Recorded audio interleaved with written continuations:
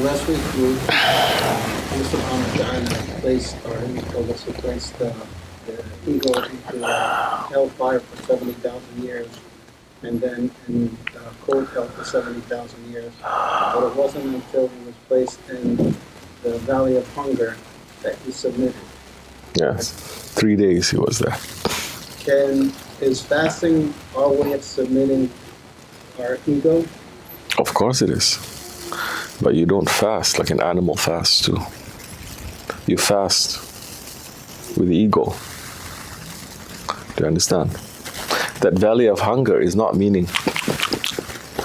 That valley of hunger means the valley of deprivation. You deprive it of something. You don't just punish it. You deprive it of something. You don't just expose it to something that it hates. You don't give it something that it wants. Do you understand? There's a difference. That's why the ego says, I give up. Can we do that by ourselves, or do we need our strength? What, to go into the valley of hunger? May Allah never put us in the valley of hunger. But to be what? To be deprived? Which is why the seclusion is important in tariqah. You cannot do seclusion without the permission of your shaykh. You cannot. You go crazy. Okay? Because so many things will be exposed to you, both inside, internal, and outside. And if there's no permission and there's no authority to do it, you start seeing things, you'll start going crazy. Either you're going to think that you are a saint or a prophet or Allah, or you start thinking that you are shaitan and you're Dajjal. It's not a game. Okay, it's not just sitting in a room and making zikr. There are other things that happen there, because you have to make seclusion. But in reality, man is never alone. No, only Allah is alone. And is never alone. Only Allah subhanahu wa ta'ala is alone. And he swears by his,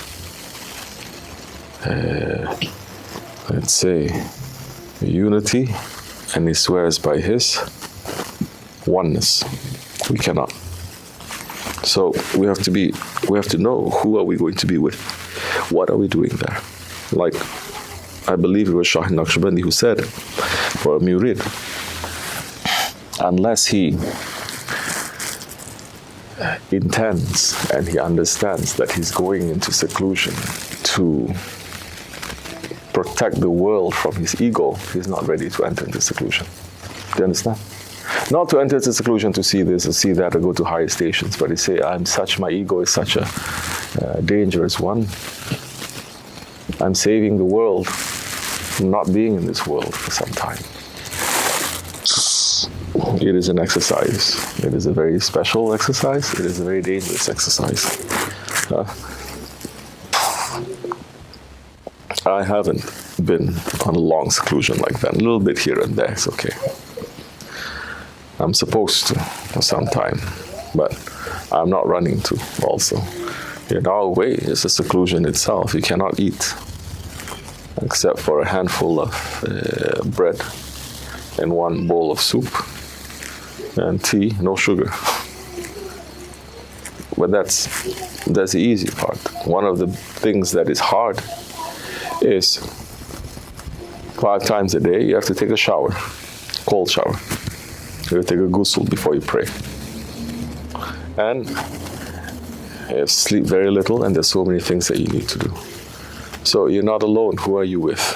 If you're not understanding yourself, that time shaitan may appear to you as something, and you think it's not shaitan. You're in big trouble. How do you know? These days, people see a little bit of light and go, we become like Christians. They hear a voice and say, is that you, God?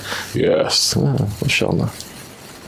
We became like Christians. Oh, God woke me up this morning. What happened to you? You become a prophet? Even prophets, they don't speak directly to their Lord. So many of them showing that it is Hazrat Jibreel that is there representing.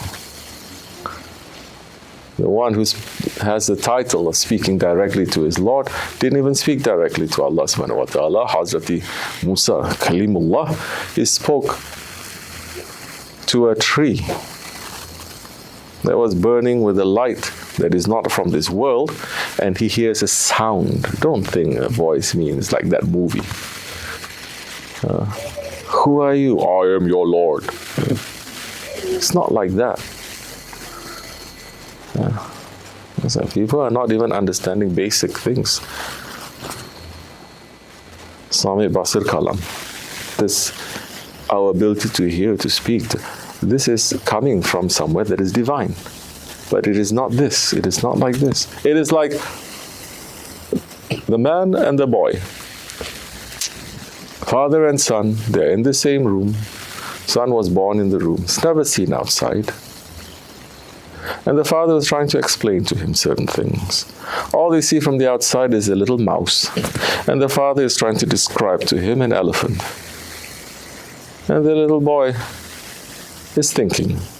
The father is saying it is a big animal. It has big ears. Big ears, father? Says, yes. Like the mouse ears, big? He says, yeah, but bigger. Says, oh, okay, I understand. He has a long nose. Like the mouse nose? He says, yes, but longer. Ah, okay, I understand. I understand. The prophets, they were sent to remind us, to make us to understand. Not just to understand, but to remind us. Because we were not created here without any knowledge of our Lord. As Hazrat Rumi is saying, I came from somewhere, and I'm returning that. Of that, I'm sure. We came from Allah, and we're returning. So this 124,000 prophets who came, it is just to remind us, to unveil, to open, to make us to remember. We have that. So, if you're around people that make you forget, you're going to forget. If you're around people that make you remember slowly, you try to remember, and everything will come to you as something that is familiar. You don't have to learn. It is something familiar. You realize. Realization is something, learning is something else, you understand?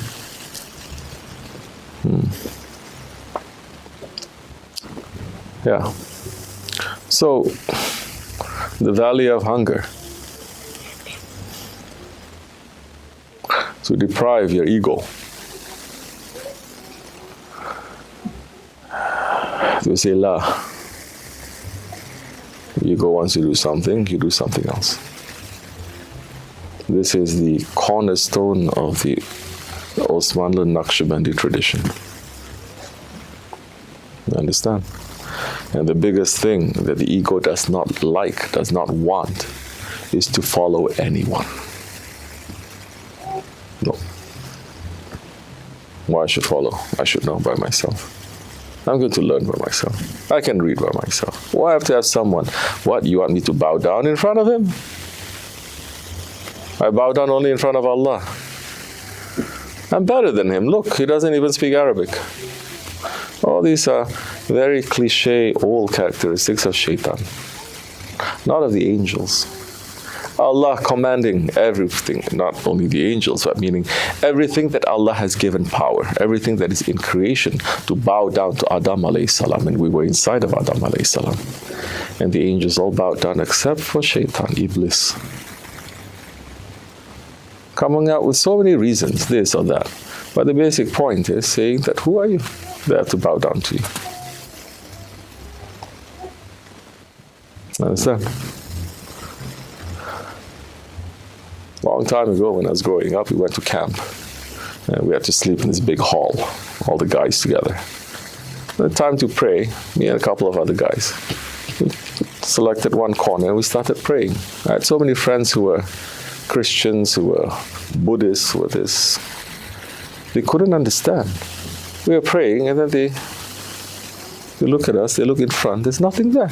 Then they look around, are you sure? Yes, I don't see anything. What are they praying to? Because that is the lowest level of mankind, that if you want to bow down to something, there has to be something there to bow down to.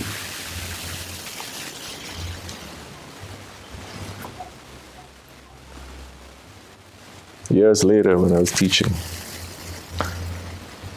And I was speaking, I was teaching to these bunch of Jews also.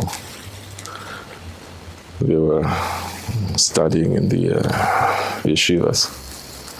And to them, they say, well, we see you bowing down to Mecca, bowing down to the Kaaba, so that is your God. It has to be. You understand? So that stone there, although we call it Baitullah, the house of Allah, don't we? So that means Allah lives in the house. We know that. But to a lot of people, it doesn't make sense. You're saying it's Baitullah, so your Lord must live over there. So that is his house.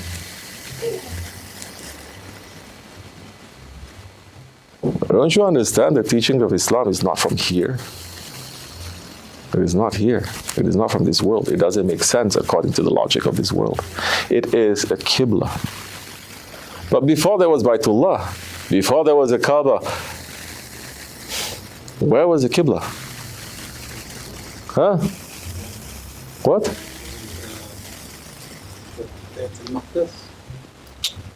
No. Baitul Maqdis is in Quds. If you say before that, the Kaaba was, let's say, in the first paradise or the seventh paradise or the... No. Before that.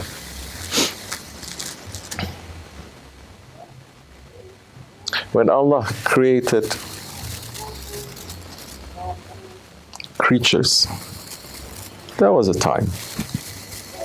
He was alone and he was great in his aloneness. And there was a time when he decided to create, and he says, Kun fayakun.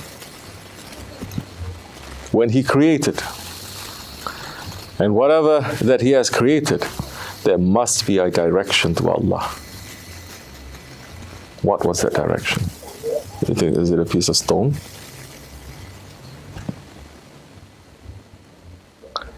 Who did Allah create first? What did he create first? Who did he create first?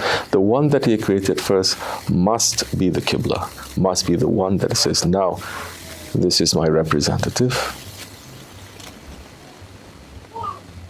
You see, mankind doesn't understand itself. It thinks it's just been made for this low and stupid world, for eating and drinking, living like animals. And Allah subhanahu wa ta'ala has created us higher than the angels. That he made the angels to bow down to us. That shaitan says, you're making them to commit shirk. You understand? He's blaming Allah. Saying, I bow down only to you.